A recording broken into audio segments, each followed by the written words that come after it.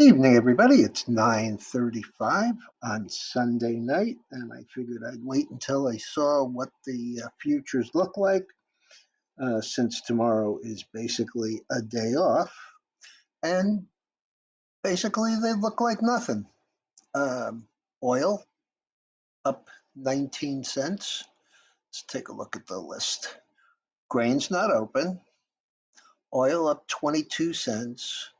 Heating oil up 2.4 cents. Gasoline up a half a cent.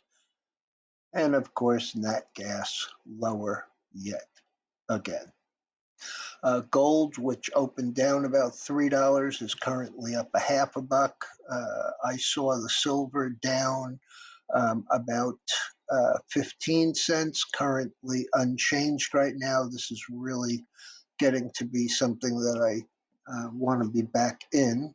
And the copper and corn are my two favorite charts in this week's charts with comments. I'm really looking for a place to get long the copper. I just don't know whether it's going to be COPX, which is the International Miners ETF, or CPER, which is strictly US, or whether I want to go into something like VALE, Valet, or Rio Tinto, or Freeport McMoran. I wish Phelps Dodge was still around. I'd go right after that. In any event, we're 410, and I just want you to get a quick look at this, seeing as I said, it's my favorite. Um, we came back down, we tested. This is a daily.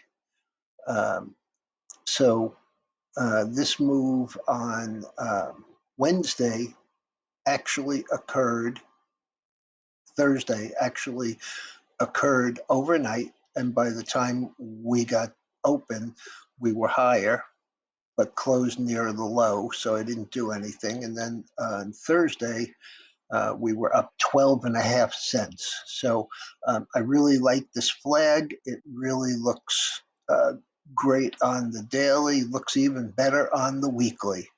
So we're going to end up with a position in this week at some point. Um, the softs are all closed, but we've had a huge, huge move in the coffee. It's acted really, really well, as you can see. We came down, we blew off to the downside, even though we never closed below this 200-week MA. Had a quiet week the next week, but higher. And then we had a $15 move, followed by a $3.50 move, followed by another $1.25 move, followed by last week's $11. I don't see much resistance until we get up to this 200 level, but our position in JO that we added the second half back into at 46 and change after having sold it at 54.84. We bought it back again at 46.61. Our other half of that position was initiated at 36.62. So I'm very satisfied with that. We have a nice position with a nice profit. Lumber's not open. The dollar is up $1.45. This does not please me in the least. It makes all of our internationals trouble with competition because of the strong dollar. And as long as the Fed says we're going to keep tighter, higher for longer, the dollar is going to strengthen. It's not a day by day kind of thing where you can count on if the bonds are down and rates are up, the dollar is going to be up. But over a long term, that's the way it works. You have to remember, if you want to own a dollar denominated security, you have to have dollars to buy them. So as our bonds get more expensive, more people want them, regardless. Bitcoin down 550 after a really nice week last week. Ethereum down 45, not acting great.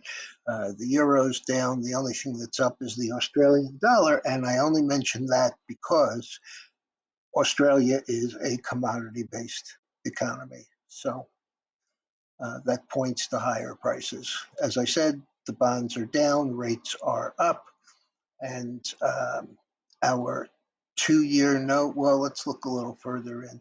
This will give you a little bit of the 30-day Fed funds rate. You buy, just in case you didn't know, you buy treasuries at a discount.